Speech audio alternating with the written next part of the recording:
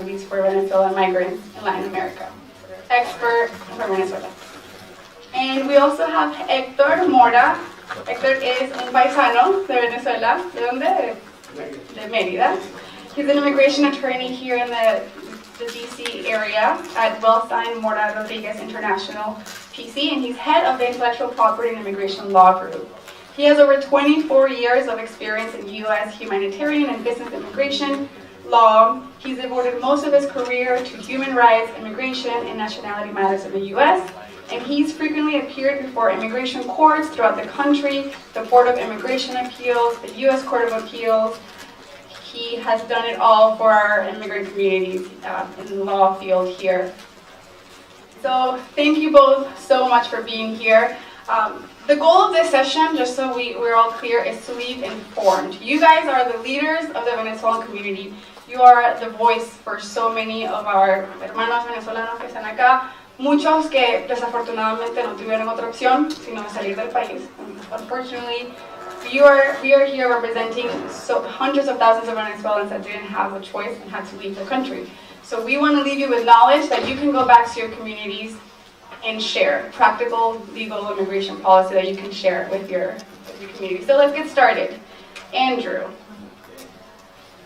According to the United Nations, as we saw, over 3 million Venezuelan refugees have left the country, and unfortunately that number is just the data that we have. There may be many more, as we know, and it's growing, unfortunately.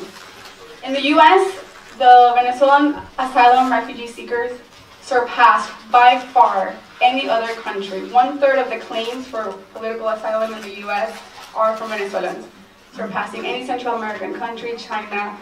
This is really alarming, right? So from your report and from your research, what can you tell us about this alarming number, and how are governments responding to this immigration wave?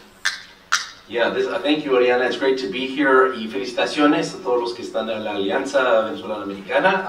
It's great to be with you. I'm going to speak in English, but happy to go into Spanish if we need to at any point. This is really a massive crisis. I mean, this is a crisis almost on the scale with Syria. In terms of the number of people, it's actually now officially about 4.5 million. So 3 million in Latin America, actually almost 3.5 million now in Latin America, about 80%, 3.7 million, about 80% of Venezuelans who've left have actually stayed in Latin America and the Caribbean. This is in countries that for the most part have not dealt with immigration on a large scale before.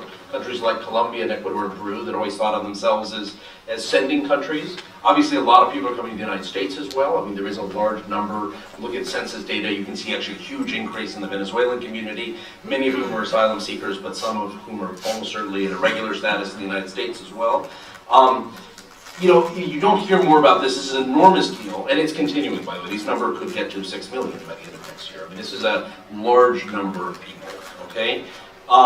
You don't hear more about this the way you hear about Syria or the Rohingya or, you know, all sorts of other migration flows, in part because other countries in the region have been pretty responsible in how they dealt with this so far. And I'll come back to so far in a minute. I mean, you've seen countries in the region being, you know, particularly Colombia,